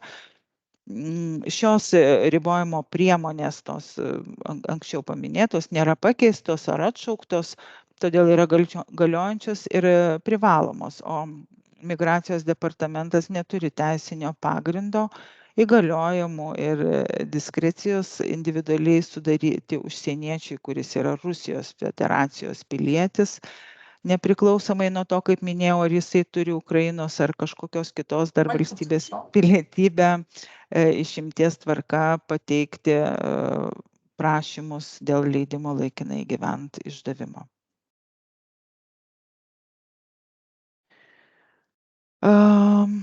Taip, toliau yra klausimas dėl galimybės darbdaviui sužinoti, ar per paskutinius metus nebuvo užsieniečiui atsisakyta išduoti leidimų laikinai gyventi ir kad čia konkretizuoja, kad susidūrė su panašia situacija. Taip, užsienietis apie priimtą sprendimą atsisakyti išduoti leidimą laikinai gyventi yra informuojamas per Migris sistemą, įgauna pranešimą į savo paskyrą ir, kaip žinoma, užsienietis, kuriam atsisakyta išduoti ar pakeisti leidimą laikinai gyventi, gali pateikti prašymą tik praėjus ne mažiau kaip 1 metams nuo sprendimo atsisakyti išduoti ar pakeisti leidimą. Vėlgi, užsienietis turi tą teisę savo norų suteikti aktualią informaciją apie anksčiau jo atžvilgių priimtus sprendimus. Ir atsakydami į tą paskutinį klausimą, ar vis dėlto turėtume mes kompensuoti užsieniečiui patirtas išlaidas atvykimui į išorės paslaugų teikėjus, tai tikrai ne, Migracijos departamentas tokių išlaidų nekompensuoja. Taip, dabar klausimai dėl neteistumo pažymos ir klausimas buvo konkretus, ar išduota apie išduotą elektroninę neteistumo pažymą, tai prie prašymo užsienietis išduoti leidimą laikinai gyventi turi pridėti elektroninės neteistumo pažymos tą skaitmeninę kopiją, o atvykęs gyvai pateikti prašymo jau turėtų prisijungti prie sistemos, kurioje ta pažyma buvo suformuota ir parodyti ją išmaniajame įrenginyje, kad migracijos departamento darbuotojas įsitikintų tos pažymos tikrumu. Ja, tai kitaip tariant, pildant prašymą dėl leidimo laikinai gyventi išdavimo, užsieniečio bus klausiama galimybė pasirinkti, nes yra tam tikri atvejai, kai teistumo pažymos nereikia. Pavyzdžiui, tuo atveju, kai užsienietis turi galiojantį leidimą laikinai gyventi ir yra deklaravęs gyvenamąją vietą, bet kad dėl tam tikrų aplinkybių jis teikia prašymą nepakeisti, o išduoti leidimą, taip pat, pavyzdžiui, mano minėto atveju, kai išeina dirbti pas kitą darbdavį, tai va tokiais atvejais neteistumo pažymos nereikia, nes jinai jau buvo teikta, išduodant pirmąjį leidimą gyventi. Tačiau, kai užsienietis renkasi, privalo ją pateikti, renkasi iš klasifikatoriaus reikšmę, kad pateikiama neteistumo pažyma, tai jisai turi pridėti dokumentą. Negali tiesiog pasinaudoti tokią galimybę, kad aš pažymėjau, kad teistumo pažyma pateikiama, bet jokio dokumento prašyme nepridedu, nes prašymo negalės pabaigti pildyti. Tai čia ir būtų atsakymas irgi į užduotą klausimą, ar reikia pateikti spausdintą dokumentą. Ne, spausdinto dokumento pateikti nereikia, bet skaitmeninė kopija, tai yra išrašą iš tos sistemos, reikės pridėti prie prašymo, o jau atvykus, kaip ir minėjo Asta, prisijungus prie sistemos, darbuotojo akivaizdoje parodyti, kad iš tiesų sistemoje pažyma yra suformuota, tokiu būdu patvirtinti pažymos tikrumą.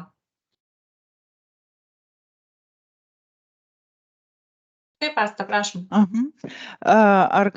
Klausimas, ar galima keisti darbdavį trečių šalių piliečiams iš laikino įdarbinimo įmonės į paprastą įmonę? Ir kad čia gauna skirtingą informaciją. Tai minimu atveju iš tiesų gali būti teikiamas prašymas leisti pakeisti darbdavį. Darbdavys priklausomai nuo to, Jolita minėjo anksčiau, kad gali kreiptis ir dėl leidimo laikinai gyventi išdavimo, atsižvelgus į užsieniečio to turimo leidimo galiojimo laikotarpį. Bet iš tiesų, jeigu leidimas laikinai gyvent galioja pakankamai ilgai, tai tikrai gali kreiptis dėl leidimo pakeisti darbdavį.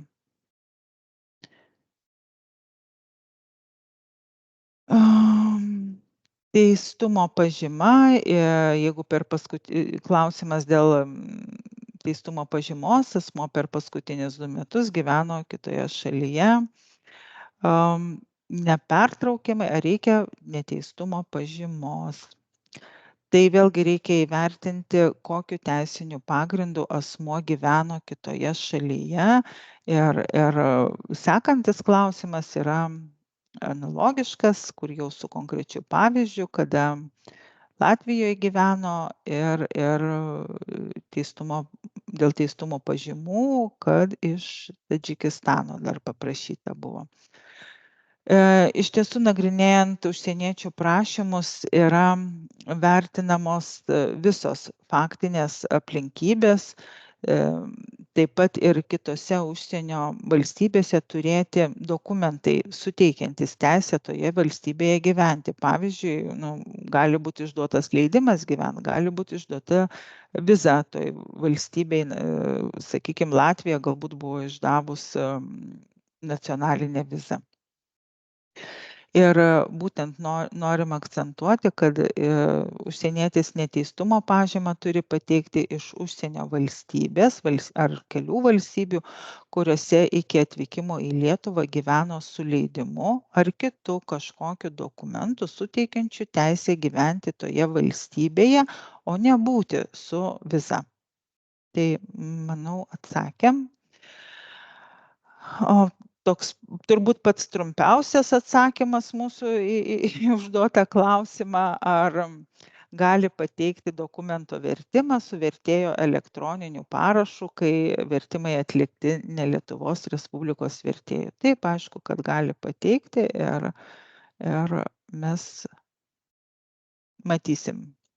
Tai elektroninis parašas, aišku, yra metaduomenų kortelė pridėta.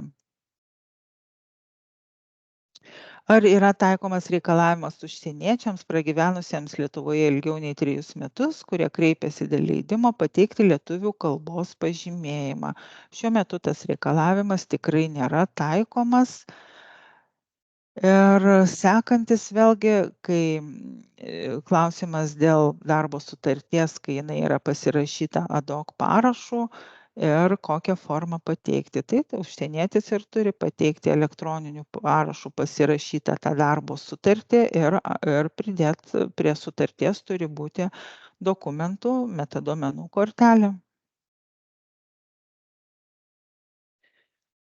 Ir vėlgi buvo aptarta, pristatant Jolitai savo pastebėjimus, kad neteistumo pažyma iš Rusijos, kai Rusijos ambasada Lietuvoje nedirba, o originalų nesiunčia. Vėlgi noriu pasikartot, kad tai nebūtinai Rusija, gali būti ir kita valstybė.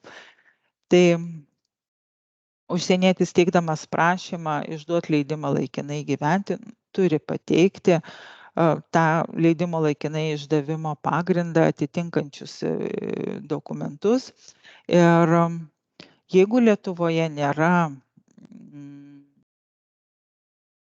ambasados arba jinai neteikia tokių paslaugų, tai vėlgi užsienietis turi įsivertinti tai ir kreiptis į tos valstybės institucijas, galbūt elektroniniu paštu per įgaliotą atstovą, o galbūt jiem teikia elektroninės neteistumo pažymas, tai vėlgi prisijungus ir autentifikavus save galima gauti elektroninę neteistumo pažymą. Ir klausimas dėl ukrainiečių, kurie turi pabėgėlio statusą, čia manau turima omeny tas skaitmeninis leidimas turimas užsieniečių, tai taip, Jolita irgi minėjo jau, kad juos galima įdarbinti ir nereikalingi nei užimtumo tarnybos sprendimai ir pakanka jo turimo to skaitmeninio leidimo laikinai gyventi Lietuvos Respublikoje. Kitas klausimas, per kiek asmuo turi būti įdarbintas gavęs leidimą, tai per 2 mėnesius nuo leidimo laikinai išrašymo dienos.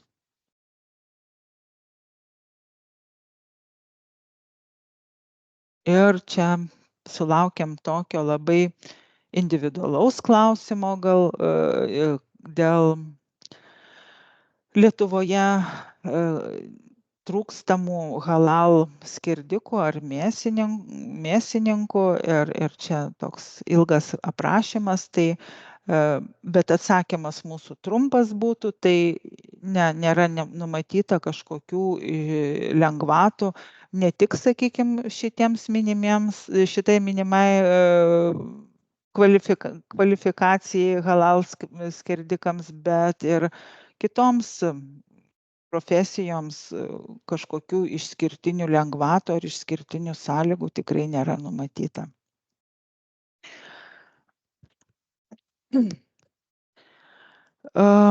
Kaip įsitikinti, kad dėl darbdavio keitimo, kai pirmasis darbdavys gauna pranešimą, kad priimtas sprendimas ir ar užsienietis teigia, kad persigalvojo ir nebenaudosis darbdavio keitimo galimybę.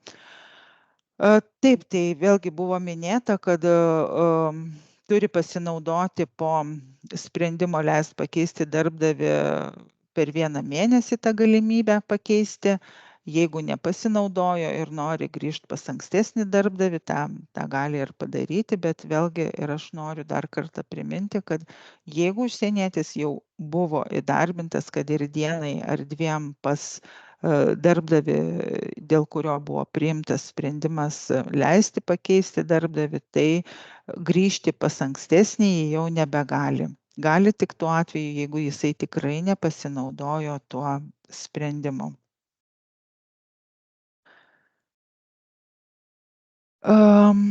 Dėl leidimo paskelbimo negaliojančiais, kada leidimas nėra atsiimamas per 6 mėnesius.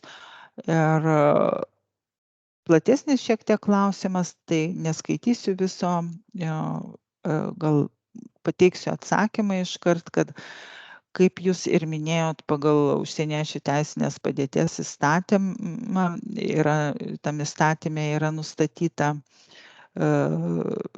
nustatytas laikotarpis, po kurio neatsiimtas leidimas yra skelbiamas negaliojančiu. Šitas laikotarpis yra 6 mėnesiai, bet turiu paminėti, kad 6 mėnesiai yra taikomi visiems leidimams, nepriklausomai nuo leidimo išdavimo pagrindų. Tai nėra vien tik tai tie leidimai neatsimti per 6 mėnesius skelbiami negaliojančiais, kurie, sakykime, galbūt gavo darbo pagrindų. Ne, bet kuris leidimas gautas ir neatsimtas per 6 mėnesius yra skelbiamas negaliojančiu. O leidimams laikinai gyventi išduotiems darbo pagrindų taikomos ir kitos įstatymo nuostatos, tai ir dėl įdarbinimo, dėl duomenų apie užsieniečio neatvykimą, neįdarbinimą pranešimą migracijos departamentui. Ar užsienietis privalo būti įdarbintas tiesiogiai, ar užtenka paslaugų teikimo sutarties? Darbo pagrindų leidimas laikinai gyventi išduodamas, jeigu su užsieniečiu ketinama sudaryti ar jau sudaryta darbo sutartis, o paslaugų teikimo sutartis tai nėra pagrindas gauti leidimą laikinai gyventi darbo pagrindu.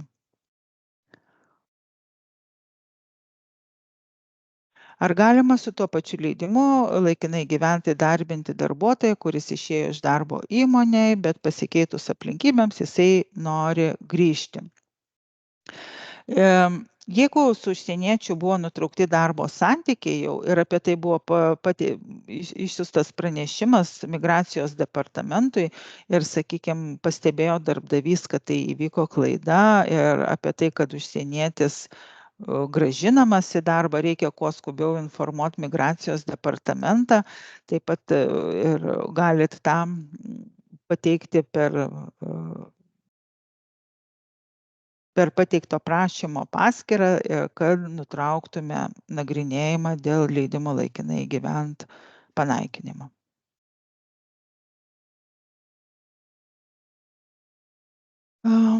Ar privalo darbdavys apmokėti užsieniečio išsiuntimo grąžinimo į kilmės šalį išlaidas, jei darbuotojas buvo atleistas už darbo drausmės pažeidimus, ir išvardinti, kokie tai gali būti pažeidimai?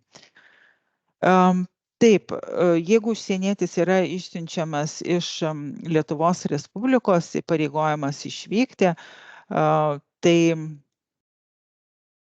jisai tą turi padaryti savo lėšomis, fizinių ar juridinių asmenų, kurių jis buvo pakviestas į Lietuvą lėšomis.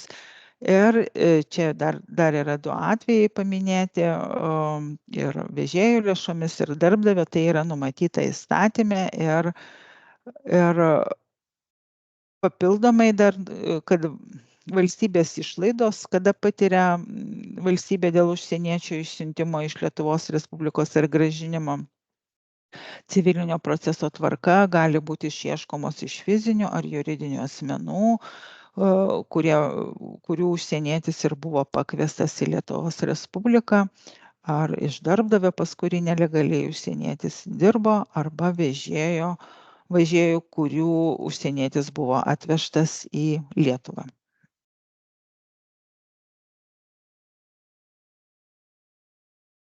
Ir kitas klausimas yra dėl apie įmonę neįdarbino, atleido ir dėl tarpininkavimo raštų teikimo. Taip, šios nuostatos yra ar būtų pakeistos, negu kad šiandien jos galioja, apie tai Migracijos departamentas paskelbtų savo svetainėje visą informaciją ir jūs galėtumėt susipažinti.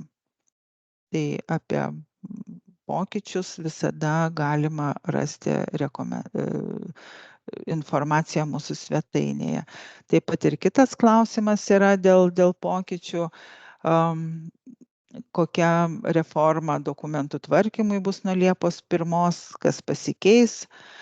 Tai vėlgi kartojos, kad Migracijos departamentas visuomet teikia informaciją savo interneto svetainėje, taip pat dalinamės tiesiogiai su darbdaviais, tai būtent mūsų rekomendacija ir būtų tokia, kad sekti informaciją skelbiamą mūsų interneto svetainėje. Ir labai ilgas klausimas, iš tiesų gal kažkiek susijęs su prieš tai buvusiu klausimu, bet labiau norėtųsi atsakyti galbūt į antrą dalį to klausimo.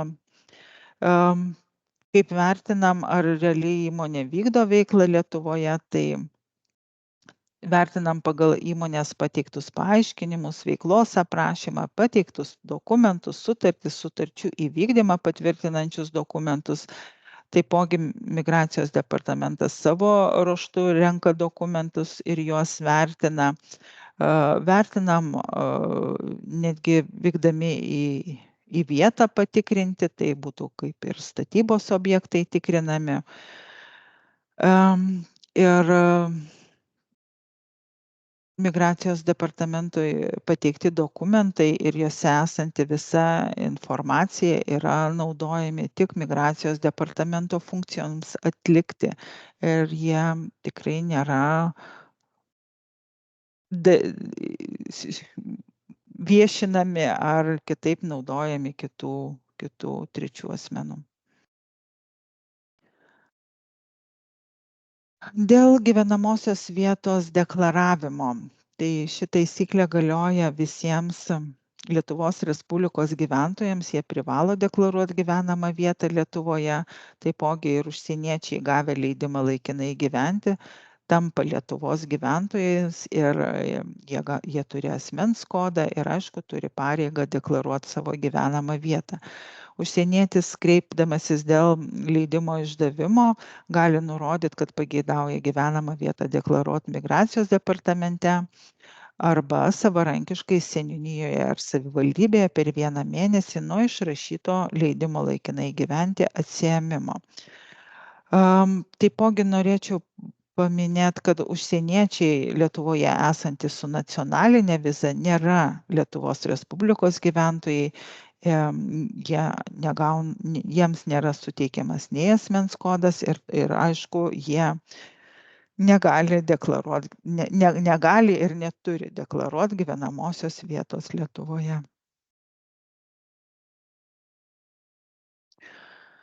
Ir vėlgi klausimas, kurį jau nagrinėjom, Jolita minėjo, kada yra leidimai išduodami. Ir tos datos, savaitgalis, ne savaitgalis, leidimas baigėsi, užimtumo tarnybos sprendimas nuo sekančios dienos, tai ar įteikiamas būtent va šiuo atveju paminėtų, taip, tai leidimas bus įteiktas. Ir jeigu tai sutampa su nedarbo ar švenčių dienomis, tai turi atvykti, rezervuoti vizitą išrašyto leidimo atsiėmimui 1 galimą darbo dieną. Kitas klausimas, ar Baltarusijos piliečiams bus pratęsiami leidimai? Jeigu Baltarusijos pilietis ar kitas užsienietis atitinka leidimo laikinai gyventi keitimo ar išdavimo sąlygas ir nebus nustatyta kažkokiu tai tokį prašymą ar pakeisti leidimą laikinai gyventi atsisakymo pagrindų, tai aišku, leidimai bus keičiami ar išduodami. Taip, kada yra priimamas klausime rašoma neigiamas sprendimas dėl leidimo ar vizos išdavimo ir kad darbdavys nemato priežasties. Tai informuojam, kad pats sprendimas yra siunčiamas užsieniečiui, tai yra tam prašymą pateikusiam asmeniui į jo paskyrą, o vadovaujantis viešo administravimo įstatymo asmenims,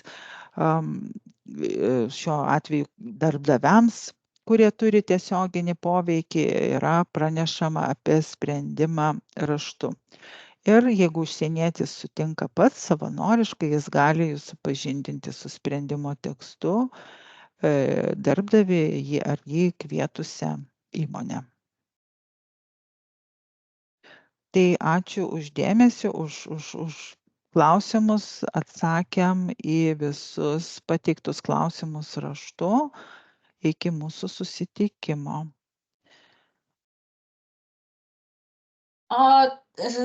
Dabar seminaro eigoje taip pat sulaukėme keletą klausimų. Šituos klausimus įtrauksime į mūsų parengtas skaidrės, į tą klausimą atsakymų sesijos skaidrės, papildysime, tada su jais pasidalinsim. Aš tiesiog, iš esmės mūsų seminaro laikas baigėsi, bet aš tiesiog gal atsakysiu į keletą klausimų, kurie nėra visai susiję su šio seminaro tema. Tai yra, sulaukėm klausimo, ar užsienis nepraranda teisės nuolat gyventi Lietuvoje, tik dėl to, kad jo turimo leidimo nuolat gyventi galiojimo laikas yra pasibaigęs. Iš klausimos formuluotės suprantu, kad jūs šitą nuostatą radote užsieniečių teisinės padėties įstatyme. Taip, statuso nepraranda toks asmuo, tačiau galiojančio dokumento jisai neturi. Ar jis gali dirbti? Na, jisai šiuo metu neturi galiojančio dokumento. Iš esmės visi klausimai susiję su užsieniečių darbu, pačiu jau įdarbinimu, tai yra daugiau valstybinės darbo inspekcijos kompetencija. Ką aš iš migracijos departamento pusės norėčiau pasakyti, kad tokios situacijos reikia vengti. Be abejo, užsienietis, užsienio valstybės pilietis, ar tai laikinas ar nuolatinis gyventojas, Lietuvoje turi gyventi, būti su galiojančiu dokumentu. Turi turėti galiojantį Lietuvos išduotą dokumentą, tai yra leidimą nuolat gyventi, jis privalo pasikeisti iki šito leidimo galiojimo pabaigos. Dėl tų sankcijų, ar valstybinė darbo inspekcija galėtų darbdaviui pritaikyti sankciją, jeigu pasidirba nuolatinis Lietuvos gyventojas, kurio leidimo nuolat gyventi kortelė yra pasibaigusi, reikėtų vis tik tai pasikonsultuoti su valstybinė darbo inspekcija.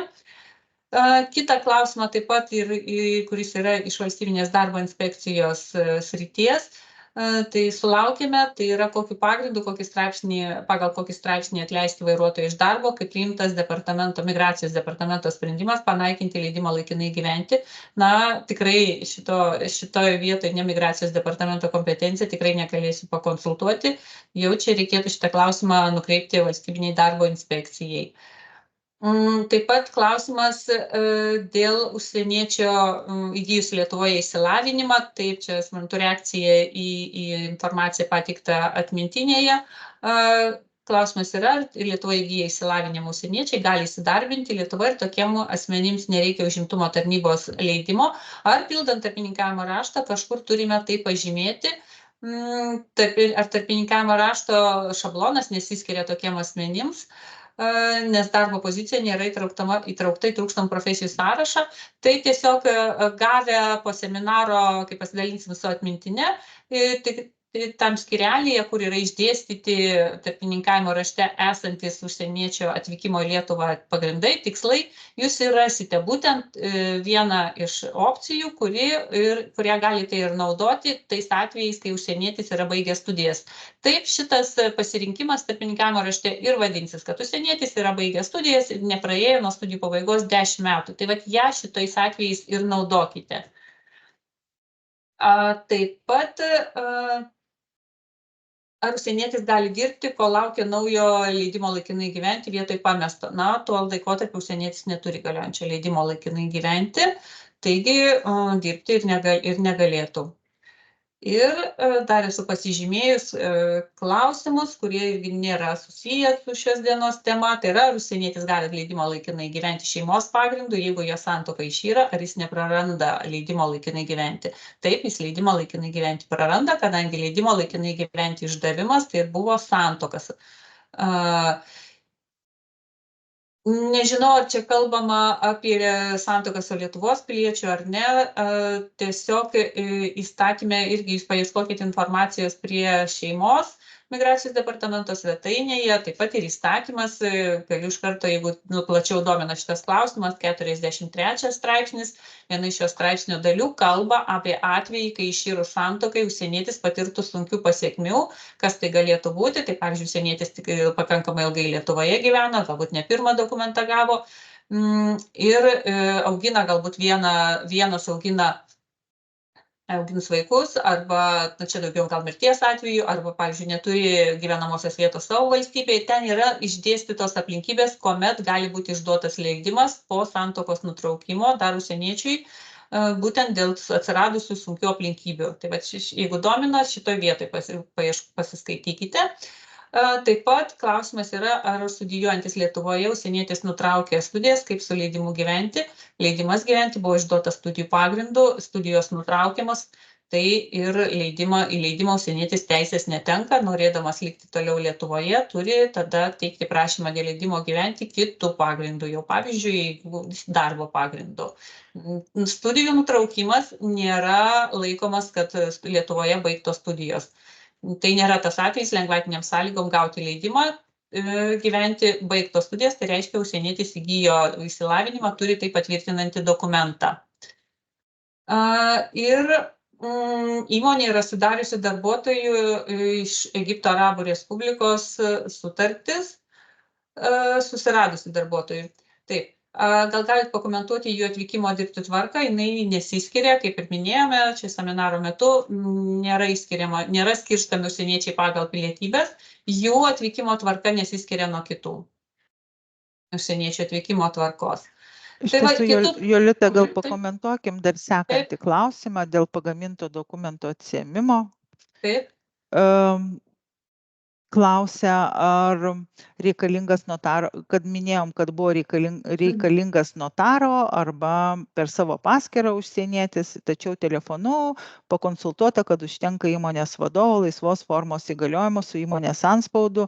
Taip pat buvo, kad tai mes paminėjom iš tiesų notaro įgaliojimą ir kad užsienietis per savo paskyrą gali nurodyti, tačiau nepamirškit, kad jeigu jisai yra prašyme pažymėjęs, kad atsiims darbdavys, gali atsimti leidimą, tai aš manau, čia jūs ir aprašot tą atvejį, kada pats įmonės vadovas nevyksta atsimti išrašyto leidimo, o įgalioja kažkokį tai įmonės darbuotoją, kuris atsiims tuos leidimus.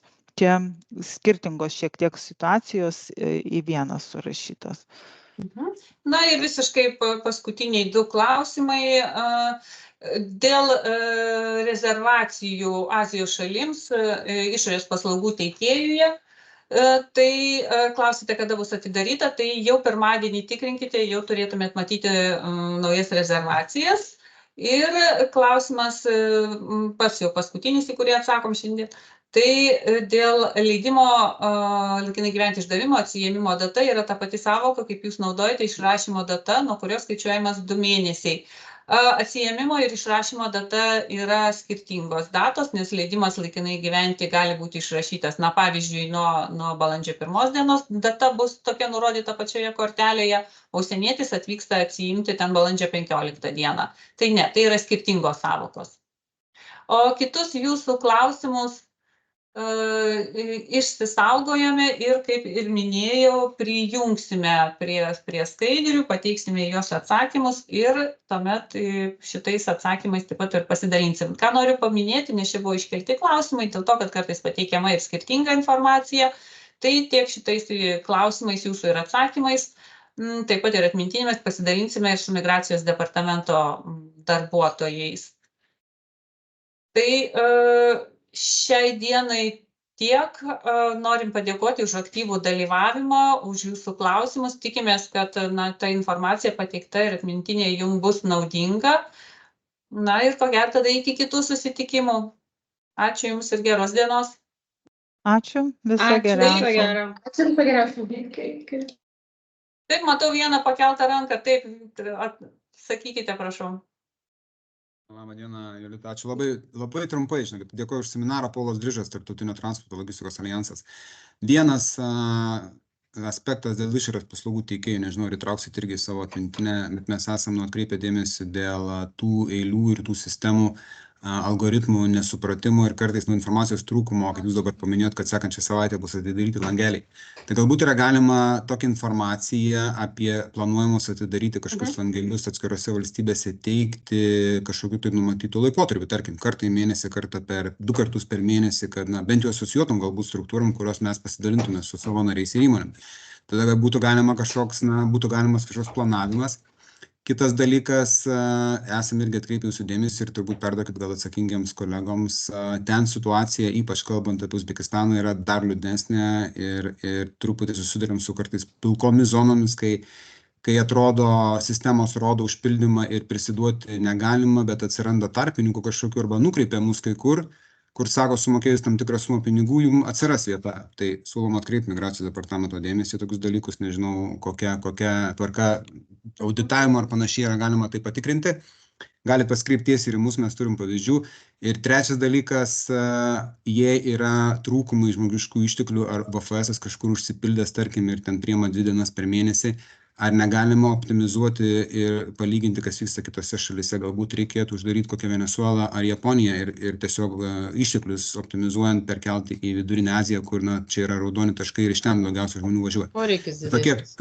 Tokie pasiūlymai yra iš mūsų, tai aš manau, kad per laiką padėliojus būtų galima juos išspręsti ir ten tos procesus pagreitinti ir padaryti juos paprastesnius.